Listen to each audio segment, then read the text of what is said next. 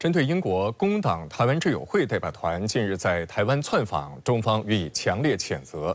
事实上，近几年来，包括前首相特拉斯在内，时有个别过气的英国政客拿台湾问题刷存在感，以捞取个人的政治私利。据中国驻英国大使馆官网31号的消息，中国驻英国使馆发言人表示，英国工党有关议员不顾中方坚决反对，执意窜访中国台湾地区，这是对一个中国原则的公然违反，粗暴干涉中国内政，向台独分裂势力发出了错误信号，中方予以强烈谴责。发言人强调，台湾是中国领土不可分割的一部分，台湾问题纯属中国内政，一个中国原则是公认的国际关系基本准则和国际社会普遍共识，也是中英建立和发展外交关系的重要前提和政治基础。发言人表示，中方敦促英方有关政客停止违背一个中国原则的行径，停止干涉中国内政。我们正告有关英国政客，任何损害中国利益的行径都必将受到中方有力回击。据悉，此次窜台的包括英国工党台湾之友会共同主席及工党影子商业与贸易副大臣梁新尼等共7人。3月30号至4月5号的窜台行程中，该团将与台湾地区领导人蔡英文会面，并分别接受台立法机构负责人韩国瑜及外事部门负责人吴钊燮的款宴。英国工党台湾之友会成立于去年3月，由上下议院工党籍议员组成，旨在推动强化对台湾地区的所谓外事支持。该小组由曾窜访台湾的英国下议院议员康明斯及上议院华裔议员梁新尼担任共同主席。康明斯曾表示，台湾地区是英国在印太区域的重要伙伴。值得注意的是，英国最迟将在明年1月举行国会大选，各项民调显示，工党有机会击败执政的保守党。是窜台的工党台湾之友团的大部分的一个人士供职于英国国会的经贸科技相关的议题的小组，那么也就是显示他们此次窜访台湾的一个目的，去施加进一步的一个压力，特别是在赖清德即将上台之前，给下一任的民进党的这样一个领导阶层提前去进行这样一种沟通和施压，去进行渗透。外界注意到，英国政坛近来对台湾的关注显著提升。在英国政府去年3月公布的新版外交国防安全政策综合检讨报告中，首次提到台湾，并强调台海情势稳定的重要性。与此同时，近年来英国个别过气政客拿台湾问题刷存在感，其中就包括英国史上最短命的首相特拉斯。下台后的特拉斯不甘寂寞，于去年5月窜访台湾，与台当局官员见面，并受台独机构远景基金会的邀请发表演讲。除特拉斯外，英国另外一位前首相卡梅伦近来也多次在台海问题上发表错误言论。去年11月，已退出政坛7年之久的卡梅伦被突然任命为英国外交发展大臣。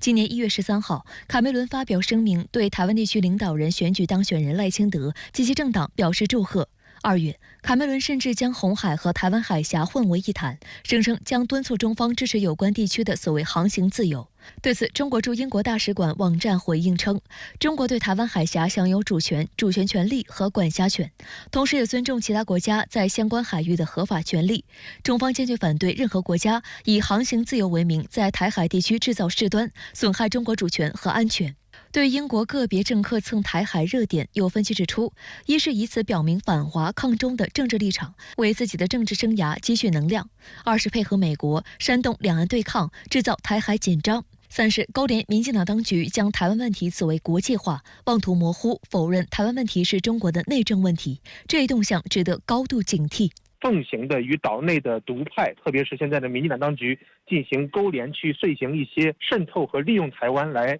服务于英国自身的这样一个涉台海的这样一个战略利益和外交政策的这方面的一个需求。当前美西方政客们妄图打着所谓民主的虚假叙事，纵容支持台独分裂势力搞以台制华，在台湾问题上捞取政治好处和个人私利的做法十分危险，也不可能得逞。据岛内媒体报道，美在台协会现任处长孙小雅的任期将于今年中届满。据悉，接替她的是曾任美在台协会副处长的美国驻日本大使馆公使古立言，这将是这名台湾女婿第3次派驻台湾，首次是在2002年出任美在台协会政治组副组长。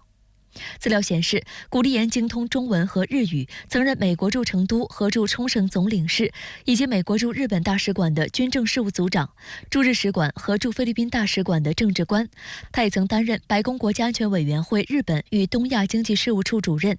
美国国务院东亚太平洋事务局经济政策办公室主任。古立言有这样一个比较丰富的军情背景的这样一个人士，在这样一个关键的位置上，对于岛内的这样一种军事的一个掌控，特别是对于台军未来的这样一个建军发展军事路线、军事政策、军事战略这方面的一个掌控。另据岛内爆料，美在台协会主席罗森伯格也将于下周抵台，这将是他今年以来的第2次窜台，并将与蔡英文、赖清德、萧美琴等人会面。有消息称，这应当是美国关注赖清德的上台演说，并意图把控台当局交替期间的两岸情势。